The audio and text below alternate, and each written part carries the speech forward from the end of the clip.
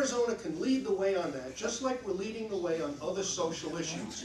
This is the perfect place to do it, and we're the only state in the lower 48 with constitutional carry. Now, there are 5 states for sure that are introducing constitutional carry in this coming session because of what we did. And they've asked me, what's the law look like? We didn't write a law. We crossed off the part that said it's illegal to carry discreetly, what they call concealed. We don't use the word concealed anymore in Arizona. That sounds like you're hiding something. That sounds like you're criminal. We use discreet. You carry discreetly. A woman puts a handgun in her handbag and goes about her business. She's just being discreet. It's a cultural norm. So many trainers and the industry in the state liked the idea. It resonated. They said, we should get together, get a group going, and promote the idea that everybody should learn gun safety and marksmanship. I mean, it's just the right thing to do. We're Arizonans. You mean, you don't know how to shoot? Are you sure? Are you disabled? Do you need to borrow a gun? I'll lend you one of mine. Please explain to the people my concern with calling it constitutional carry so I don't have to. Ernie has a problem with the fact that the police still have power in the state, and that your constitutional carry rights, which is what we call it, it's also known as freedom to carry. Some people call it Vermont style or Alaska style carry. If a police officer comes up to you and asks if you have a gun, you have to answer truthfully. We do have police in the state. He feels that that means it's not constitutional carry. But Constitution implies ordered liberty. Right? We don't have anarchical liberty. In fact, almost nobody does. We have ordered liberty. That's what we got. Red light, green light, and there's a cop with a gun to enforce it. That's the way it works. You can't burn every piece of trash you have in your backyard because the neighbors will complain, but they'll bring the state in. So we have a disagreement on what's constitutional and what's not, where ordered liberty is drawn, how much freedom you have. Nobody has total freedom. I did this at an ASU class. Describe the circumstance where you have absolute, total, unabridged freedom anywhere. Maybe out on a boat in the middle of the ocean if you're all by yourself. So he doesn't like constitutional carry, and he doesn't have a substitute phrase either. But that's what it's called, that's what we call it, that is the wave that's spreading across the country. Constitutional carry. We have the right to keep the phrase, you'll call it that? You'll call it that. The right, the right of the people to keep and bear arms shall not be infringed. You can keep your arms, you can go anywhere you want to go. Except when a cop comes up. If a police officer comes up on official business, he can't walk up to you and say, do you have a gun? He can't do that. Now, he may. Legally, they're tough guys, they wear boots. They may abuse their authority. And then if you want constitutional carry, you say, officer, my gun is safest if it stays in my holster. Is there any other problem? Are you willing to do that? Are you willing to really exercise the force of arms? Most people say no. But you don't, I would fight the relinquishing of a firearm unless I was under arrest or there was absolute due cause, and I would try and talk my way out of it. Many people can't. The cop can give you a hard time, call for backup, bring in a drug dog. We do have a police issue here in America. There's no question. You almost said it, man. You almost said state. I almost said police state. I can't say police state because you can still buy ammo at retail, and you can still leave. In a police state, you can't do either one. We have elements of a police state. Don't distract me. Let me get back to this program. Because if we had a police state, I wouldn't have been able to do what I did. What are you here? Can your question wait? I just want to call it Second Amendment carry. Second Amendment carry. Well, maybe that'll catch on. Pretty good. Yeah, that's good. So we pulled together all the major industrial players in the state with the exception of a few. One said, it's not for me, big outfit here in town. A few of them haven't come on board yet, but Gunsight, the Scottsdale Gun Club is, I don't have the handshake yet, but they're on board. Caswell's down here in Mesa, the biggest gun distributor in the state. I can't even remember. Well, I'm the Citizens Defense League, State Rifle and Pistol, Second Amendment Sisters. We have about 13 sponsors, all of whom put up big bucks to fund this thing. And we're putting up billboards, should have brought a copy. We're putting up billboards on the California border, on the highway, facing California, that say, welcome to Arizona, learn to shoot straight.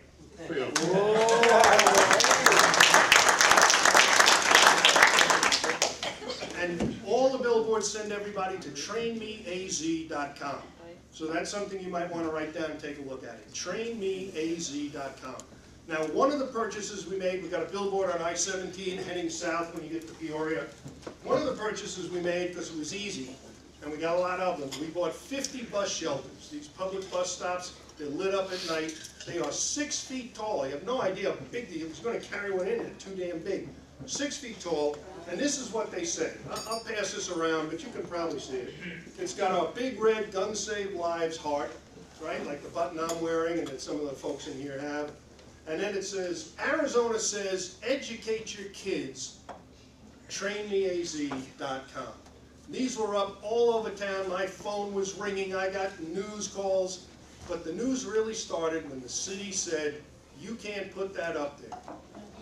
It's a public service ad, and you're not allowed to put up public service ads. Really? What? Yeah. And it's not a public service ad. The requirement is it must propose a commercial transaction. That's their requirement for free speech in a bus stop. Proposed commercial transaction. And if you look at the bus stops, they mostly say, hire Nolan to kill your bugs, buy 3 suits for $2.95, get your face injected with Botox at our clinic. That's what they say. But if you look further, there's one that just says BB, and it's a picture of a woman in nice clothes. It's a name recognition ad. It doesn't say go to the store and buy the stuff. They have Race for the Cure ads. They have Veterans Administration suicide hotline ads. They're being duplicitous, double standards, contradictory, inconsistent, arbitrary, not quite capricious, but every other violation of free speech there is. And they tore down 50 of these that we had contracted for. I'll circulate it so you can see. Suing them? There's a whole, somebody asked if we're suing them. That's the question we're going to be a deliberative body on. You're going to help me decide on Monday. We have a whole bunch of small text on it. And here it's like too small to read. On the bus stop, it's 28 point. So anybody who's at a bus stop has something to read. And it says things like, in Arizona, marksmanship matters. The Train Me state knows that an armed citizenry is a linchpin of freedom and an American tradition, and it's good and wholesome and righteous, and everybody here ought to know how to shoot. Now that does not, thank you, that does not propose a commercial transaction. But that's what I want to say. That's what we believe. That's what the elections showed. People are on this side of the fight. They said the small type has to go. And then the question was, what can we do about the big type, what we call the headlines? Well, they rewrote the headline for us, and they kept the big red heart to show that we're not anti-gun. We let the gun shows put up signs, which is true. And we even let Stingray Sushi have a woman with 2 pistols and a little skirt, but her skirt was too short, so we had to take those down. You can't have nudity. Her skirt wasn't so short. Swimsuit's shorter. And they put the gun in a holster, where it's not quite as obvious. So they did leave the heart, but they changed the message from Gun Save Lives, which is our logo and catchphrase and what you attract the audience with, and the message is, educate your kids, train me AZ, and you go there and there's trainers and ranges, and you learn how to shoot. Everybody should go to the range and have a hot dog and go shoot it. Maybe not a hot dog.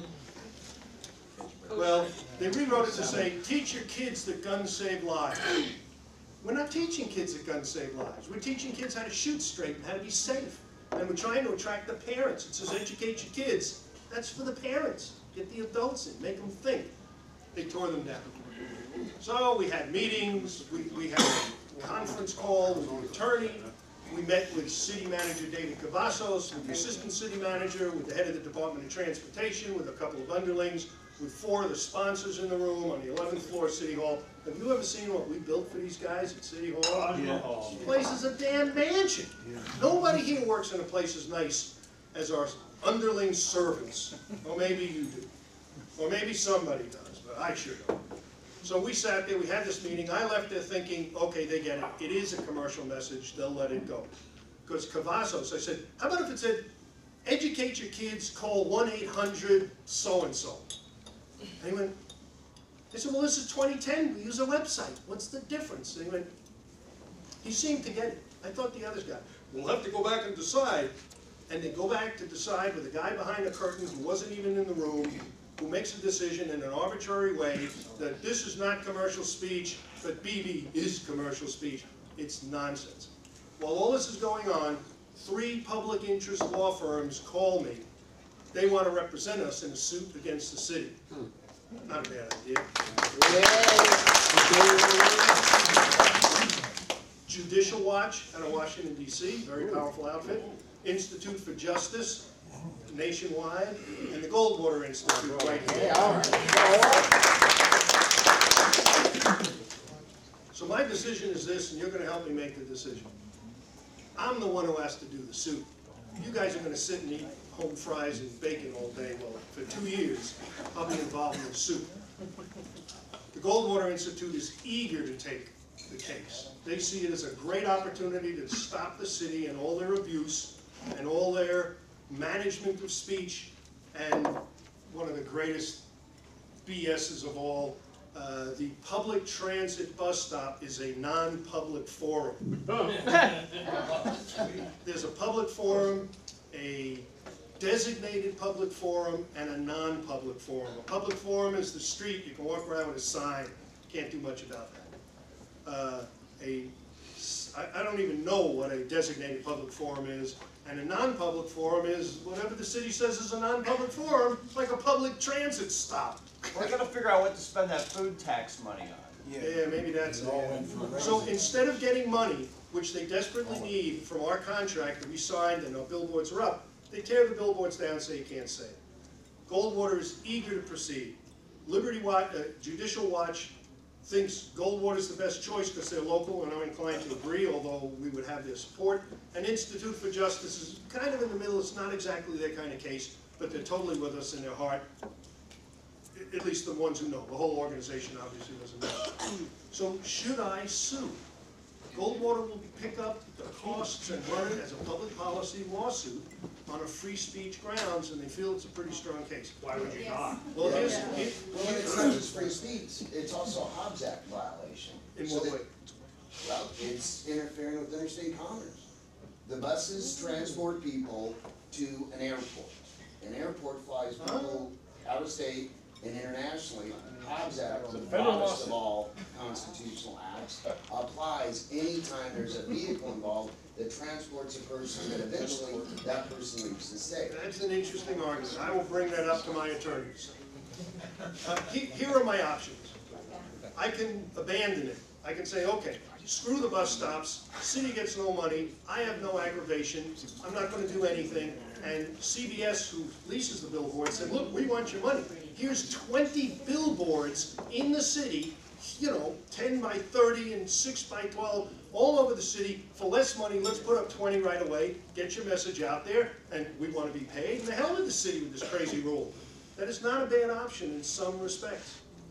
And then the third option is to sue the bastards. Yeah, why can't you do both? I might be able to do both. Because What's best for the sponsors of the program? People put up more attention. More attention. More, Yeah, the suit's gonna generate more press You than don't the get billboards. you don't get your message out if you're in the middle of a lawsuit. Well, the lawsuit will not prevent us from buying the California highway billboards, the city billboards, bus stops. Ready for this? Peoria, Glendale, Chandler, Tonopah, whole list like that. What's the one all the way out west with the name? Whatever. Buckeye. They don't have this rule. We could put the bus stops up in all the other cities. Well, the lawsuit itself is another attention-getting opportunity. This is more promotion. That's right. So, I mean, aside from whether you win or lose, you're gonna be in the news more people are gonna hear about this program. And as my good friend Ernie, who's a very knowledgeable, professional activist with real pizzazz and a lot on the ball, has always said, they don't recognize you till you have a government number. Right? You haven't said that in a while. If we sue, we have a government number. Oh, now the Associated Press and the Arizona Republic notice the censorship, which they've already noticed. Lori Roberts had a front page column on this censorship, ran a picture of the billboard, raised the whole stink. It's all over the internet. Just search Arizona billboard censorship and watch what happens. What's best for the sponsors? Well, one or two of them don't want any involvement in a lawsuit, don't want controversy, they're running a business, they want the promotional message, they want education, they want the curriculum, they want the culture of marksmanship. They don't really want to go up against the city of Phoenix in a knockdown, drag-out battle I can't blame you. Have any of you ever been in a lawsuit, anything like this, anybody?